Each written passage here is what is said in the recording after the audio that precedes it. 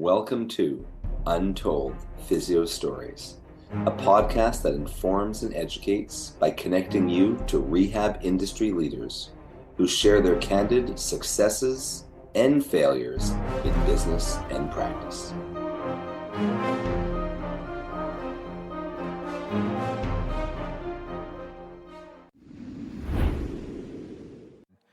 Welcome back to Untold Physio Stories. I'm one of your hosts, Dr. E, with Modern Manual Therapy, Edge Mobility System, the Eclectic Approach, and Modern Rehab Mastery. That's our new online 3-month mentoring program, 3 months with 3 mentors, 1 month with each, Modern Manual Therapy, Modern Patient Education, and Modern Strength Training, or a BFR course.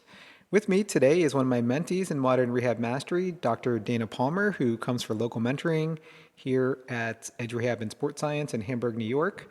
Welcome back to the podcast, Dana. Thank you. You may have heard her story where she saved thousands of people's limbs on some faraway island that none of us have ever heard of. So nothing like changing lives by implementing common sense and a lot of education. So I just got to tell you, Dana, I just have to rant.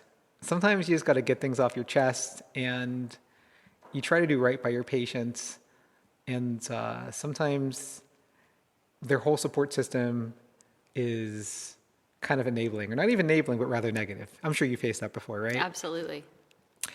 Luckily, this patient she's very positive. She contacted me because she was unhappy with her current PT, who she'd been seeing for at least 8 weeks. She had a bilateral ankle fracture. Her left was much worse than her right. Her left was casted in plantar flexion, and her right was casted in dorsiflexion. So she had a severe loss of dorsiflexion on the left and a severe loss of plantar flexion on the right. Her PT had mostly been doing what she says is probably 20, 30 seconds of oscillations and stretching, general mobilizations, and then essentially the same home exercise program, the same program in clinic that she was doing at home. You know how that is, right? Yeah. I've only seen her 3 times now, with about 2 or 3 weeks between every visit. On the first visit, she went from maybe 30 degrees of plantar flexion on the left to 0 degrees of dorsiflexion, which is great. Yeah.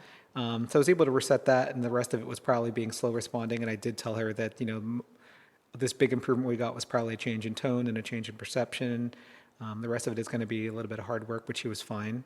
She was also came in a wheelchair with bilateral boots on. And again, me being cash-based, I haven't seen a patient like that in a long time. Right.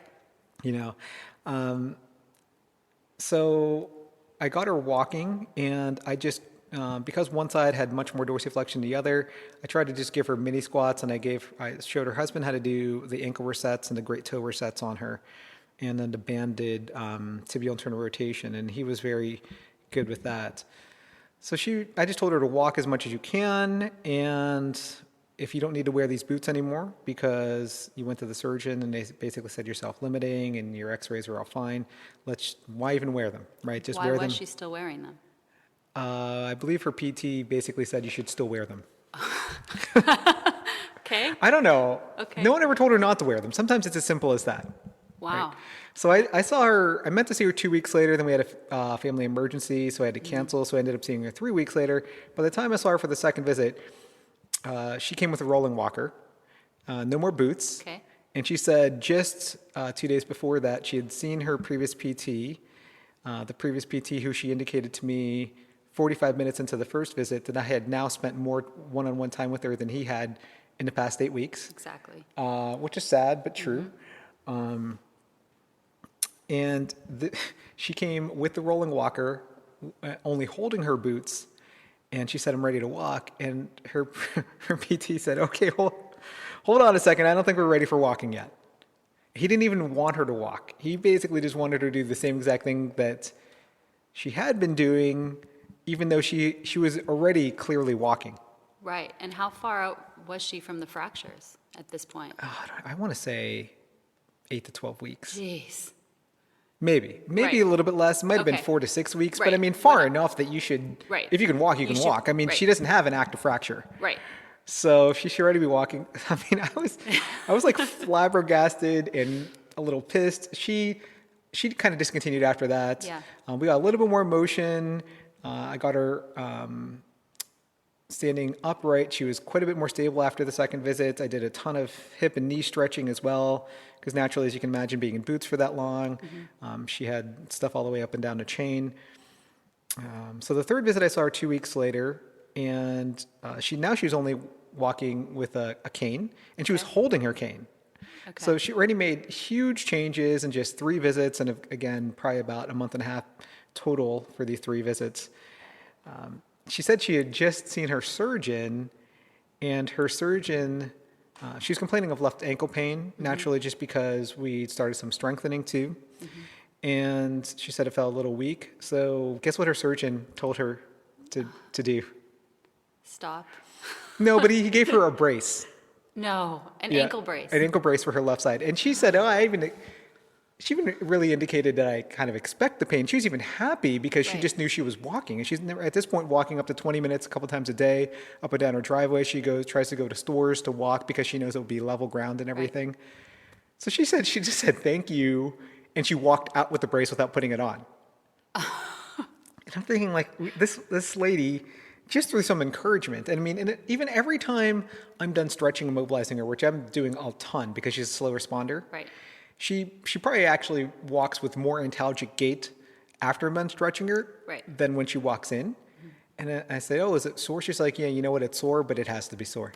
Right. And she's one of the people now who I'm just like so encouraged by, because I'm trying to get over my bias of making everything 100% pain-free.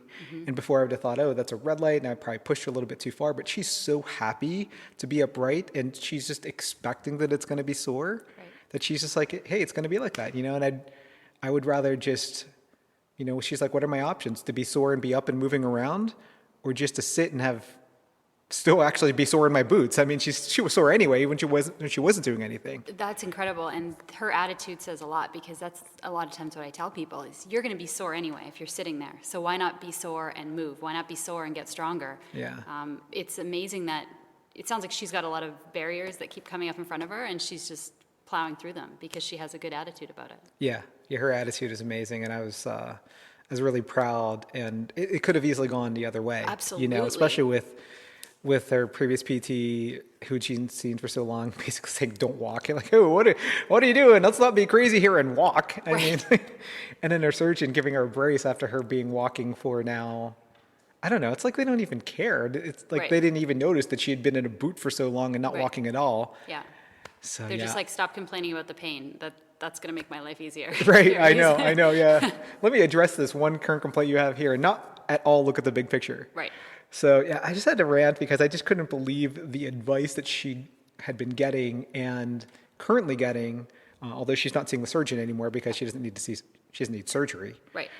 Because some people, oddly enough, also continue to follow up with a surgeon even though they don't want surgery. Right. And I always ask them, like, well, do you want surgery? And they're like, no. I'm like, well, why do you keep on seeing your surgeon then? Right.